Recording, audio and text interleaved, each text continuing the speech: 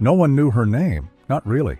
But every night, at exactly 8:15, a voice like silk soaked in sorrow poured from an old Philips radio perched on the windowsill of apartment 3B.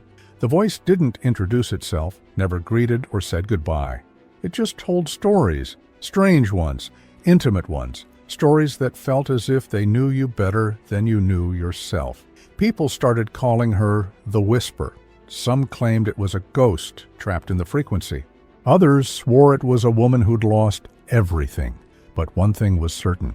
After the city's electricity started failing and everything else slipped into silence, that voice became the only thing that still made people feel human. Why does a voice matter so much when the world around you starts fading? And what does it say about us when we cling harder to the sound of a stranger than to the people sitting beside us? Perhaps it's because memory needs anchors, and a voice, steady, familiar, and haunting, can become the last thread holding the mind together. Or maybe it's simpler than that. In a world where everything was taken, the stories she told were the only things we had left that no one could steal. Elliot hadn't meant to listen that night. He was just trying to warm his hands over the cracked gas burner in his crumbling kitchen when the voice slipped through the static like it was speaking straight to him. At first he froze, not because of fear, but recognition. The story she told wasn't a fairy tale or a fantasy. It was his story, a story he hadn't spoken aloud in 42 years, about a girl named May, the only woman he ever truly loved, and the mistake that cost him everything. Back in 1971, May wore her heart like red lipstick, loud, messy, and impossible to ignore. She made Elliot laugh in ways no one ever could again. She also made him feel like the world might not crush him if she was holding his hand. But then came the war, and the letters stopped, or so he thought. Regret, he would later discover, doesn't announce itself with trumpets. It arrives in silence. It blooms slowly, like mold in the corners of a memory. He'd lived most of his life since then, in a sort of quiet punishment. No wife, no kids. Just the slow, crawling march of days that all looked the same. A faded photograph on the mantel. A record player that hadn't worked since '88. And the belief that maybe he deserved the loneliness, that maybe the best parts of his life had already happened, and he'd let them go without even fighting. But that voice, her voice, had shattered something. Not violently, but with precision, like a whisper through a crack in the wall. Because the story she told that night wasn't public. It wasn't printed in any book or found in some archive. Only two people ever knew what happened on the river that August evening, when May threw her shoes in the water and dared Elliot to follow her barefoot through the mud. And now, somehow, someone else knew too. Elliot leaned closer to the radio, as if proximity might unlock more. But the broadcast ended as suddenly as it began, replaced by static. He sat frozen in the dark, haunted by more than memory now, by a question that throbbed louder than the silence. How could she know? The next night, he waited. Same time, same chair, same cup of stale instant coffee, and again the voice returned. This time, it told a story about a train station and a red scarf left behind on a bench. The same scarf Elliot had once given to May on her birthday. The same station where he last saw her wave goodbye with eyes that already knew he wouldn't come back. He didn't sleep that night. Instead, he tore through old boxes, letters, newspaper clippings. He found a yellowed envelope addressed to him, but unopened. May's handwriting. He opened it with trembling fingers. The date, 2 weeks after he thought she'd stopped writing. Inside, her words were soft, filled with hope, asking if he'd gotten her last letter, if he was all right, if he'd still come back. He never received it. Now a voice on a broken radio was filling in the blanks of a life he'd half forgotten. A voice that somehow knew what the postman never delivered, and Elliot couldn't tell if he was grateful or terrified, because if this was a coincidence, it was cruel, but if it wasn't, then something else, something far more mysterious, was happening. And so began his obsession. Every night he listened. Every word felt like a map to somewhere he'd buried long ago. A truth tangled in grief, chance, and maybe, just maybe, forgiveness. But as the nights passed, the stories started changing. darker, sharper, and Elliot wasn't sure anymore if the voice was trying to heal him or punish him. Elliot began writing things down. He bought a cheap spiral notebook from the dusty corner of the only store still open in town and started documenting every word that came through the radio. Night after night, he sat in his chair with the notebook open on his lap, pen trembling between fingers that felt older than he remembered. The first story she ever told, the one about May and the river, he wrote in all caps. He didn't want to forget, couldn't afford to. Some nights, the stories felt distant again, fictional, surreal. A woman losing her baby in a snowstorm and hearing its laughter in the wind for decades. A man who lived in a lighthouse and spoke to ships that never existed. But then there were nights that made Elliot stop breathing halfway through.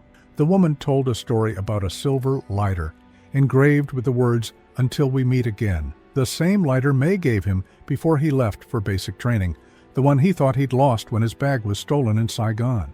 But she'd described it perfectly, even the dent on the left side. That dent had happened the night before he left, when he'd dropped it while trying to impress her by flipping it open, one-handed. He remembered laughing. She didn't. May had a brother, Teddy. He was younger, full of nonsense and jokes that never landed quite right. But May loved him. And because Elliot loved May, he learned to laugh too. Teddy died 2 years after Elliot deployed. It wasn't the war. It was a motorcycle accident. He was 19. That loss crushed May. Elliot found out months later in a letter that arrived wrinkled, like the envelope had been crying. The voice on the radio mentioned Teddy one night, his terrible Elvis impression, the way he always called Elliot "Soldier Boy," even when he was home on leave. She even recited the words from a prank Teddy had pulled. "Don't fall for her too hard. She cries at commercials." That wasn't public, not even in the letters. Elliot stopped denying it. This wasn't coincidence. This wasn't some clever radio host spinning tales for dramatic effect.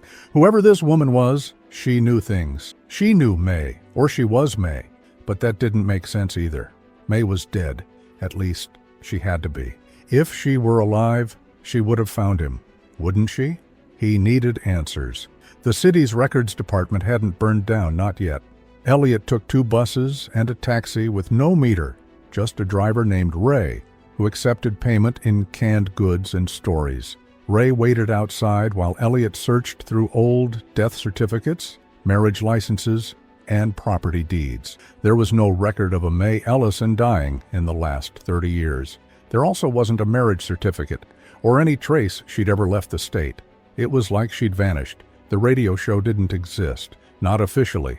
No frequency registered at 91.3 FM. He asked around, visited the local station, even talked to the receptionist who hadn't filed a W-9 form since 2004. Nobody knew anything about a nightly program with a female narrator at 8:15 p.m.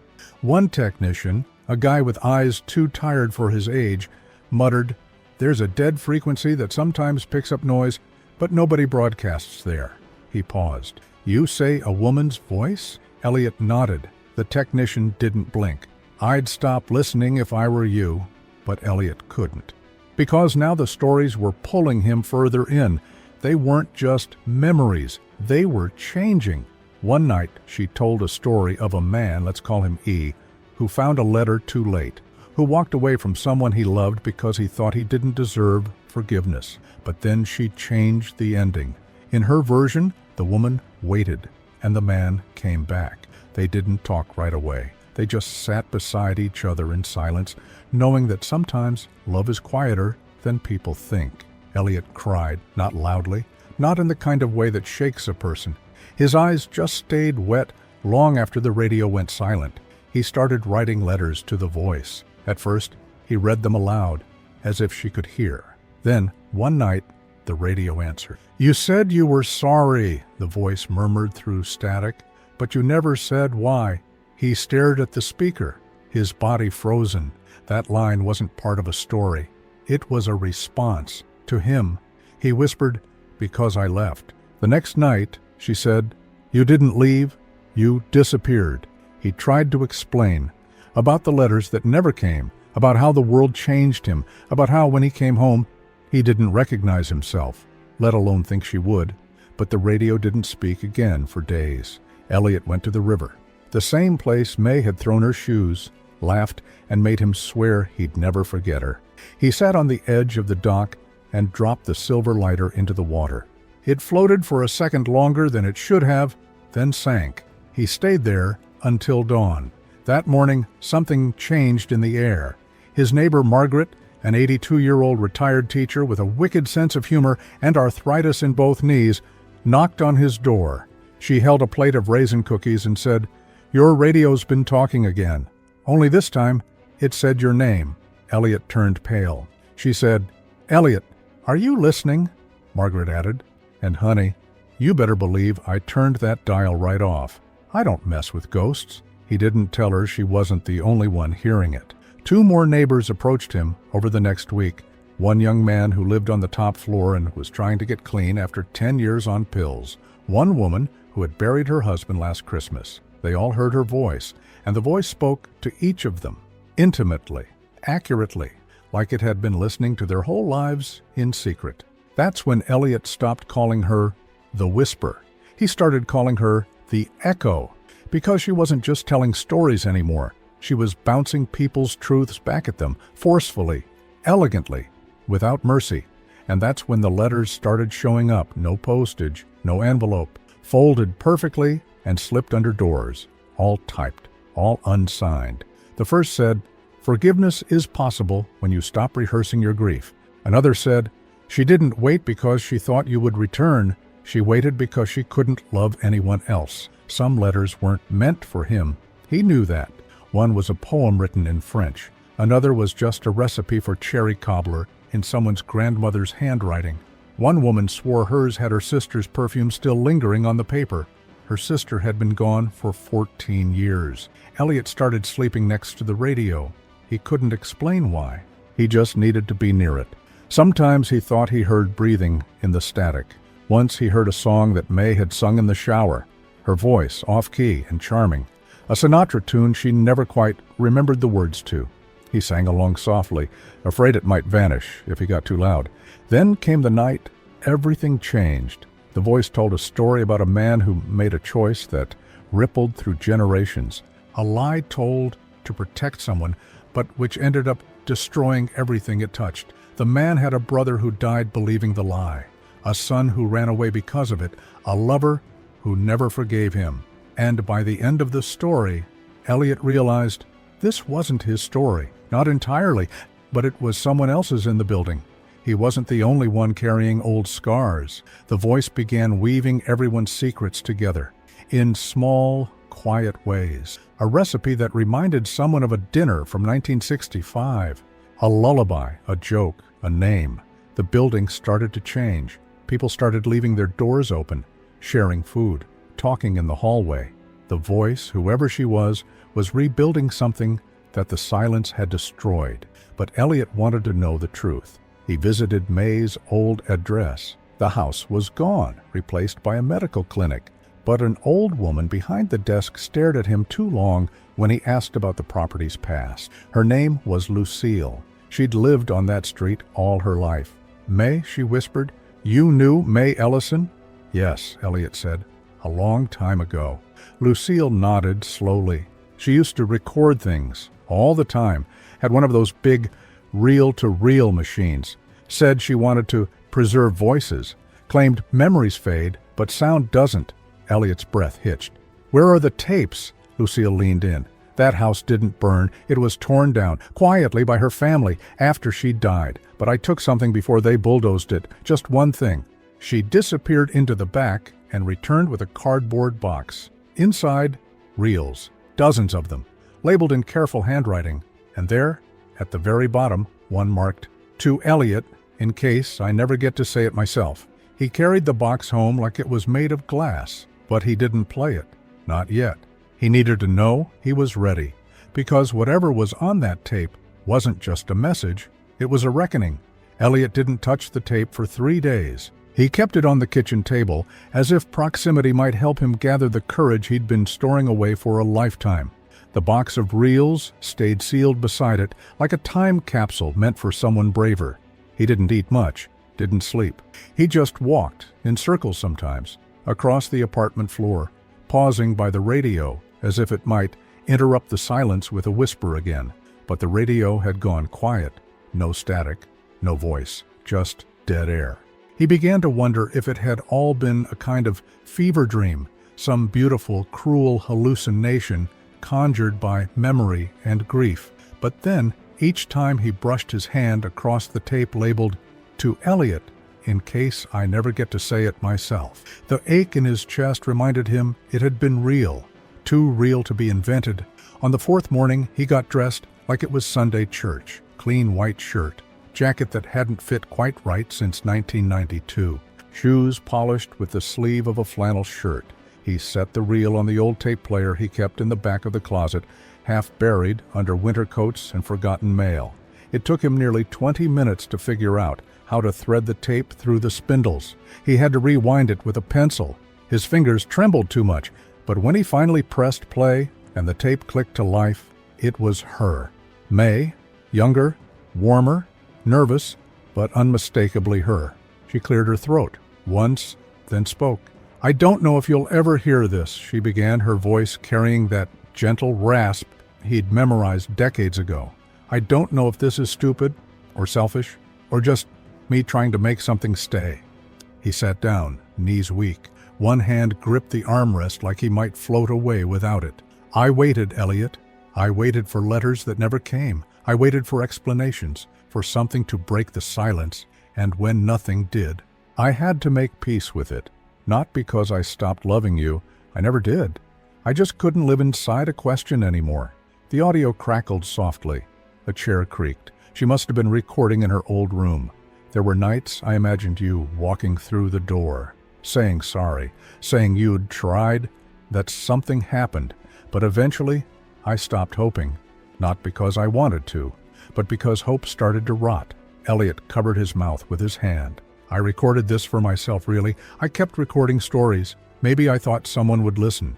Maybe I thought if I kept telling the truth, someone out there would carry it for me. But if by some miracle this gets to you, I want you to know I never hated you, not even once." The tape whirred for a moment. "You were the only person who made me feel real. Not pretty, not clever, not useful, just real. That's rare. And if you're listening, then maybe I was right to wait. Maybe love doesn't need to be returned all at once. Maybe it just needs to be remembered." The tape stopped. That was it. No goodbye, no signature, just the weight of her voice lingering in the air like perfume in an old scarf. Elliot sat there still as stone for what felt like an hour. Then he played it again and again. Each time something different broke inside him. It wasn't until the fourth playback that he noticed something in the background of the tape. Barely audible. A melody. A few notes hummed under her breath. Not part of any known song. Just something familiar, personal. It was the same tune the radio used to play between stories. She'd been using those recordings, her own tapes, broadcasting them somehow. But from where? And how? That night, the building came alive. Margaret from 4B was baking again. The smell of cinnamon filled the hallways. Anthony, the widower with too much grief in his spine, opened his door to help a young girl fix her broken bike chain. Lights flickered on behind curtains that hadn't moved in years. The radio in Elliot's apartment crackled. Static danced for a few seconds, then cleared. Her voice didn't return, but something else did. A location, a street name, a number, a short message. "The last tape is waiting. Come before sunset." It was real. He didn't hesitate. The address was across town, near the old broadcast station that had closed 15 years earlier. Elliot took Ray's cab again. The man didn't ask questions, just nodded, took the jar of peaches Elliot offered as payment, and drove in silence. The building looked abandoned, windows boarded, door chained, but the side gate had been left slightly ajar. Elliot slipped through and found a small red light blinking inside the control room. One recorder still working, one reel already spinning, and a single envelope taped to the window. Elliot. He opened it. Inside, a note. "If you're reading this, it means you found me, or what's left of me. These stories aren't just mine. They're ours, yours, theirs, everyone's. You asked how I knew. You asked how I remembered. I didn't. Not really. I just loved you enough to imagine what you might have forgotten. And that was enough. Take the tapes. Share them. Let people remember. Let people speak again. The recorder kept humming. Her voice returned briefly. Goodbye, Elliot. It was the last thing she ever said. He cried in that room, not because he was broken anymore, but because something had finally been sewn back together. He gathered the tapes, every single one. The next day he turned the old community center into a listening room. Anyone could come, sit, hear a story, hear their story. Some walked out sobbing, others laughing. Some just sat quietly, remembering someone they'd forgotten how to miss. The voice, May's voice, became a kind of salvation. A woman in her 90s came every Thursday. She said the voice helped her sleep. A teenager brought his father, who hadn't spoken in years. He did, after hearing a story about an orchard and a lost dog named Lucky. And a strange brother and sister met there by accident and left holding hands. People started living again, because somehow the radio reminded them they still had something to say. Elliot never remarried. He didn't need to. He had her. And now, so did everyone else. He kept her photo on the wall near the reel player. Below it, a quote she once said to him by the river when they were young. Maybe we're not meant to last forever, but maybe we're meant to echo. Did you enjoy this story? Don't forget to like, subscribe to the channel, and turn on notifications. Enjoy, and comment below about your experience listening to this story.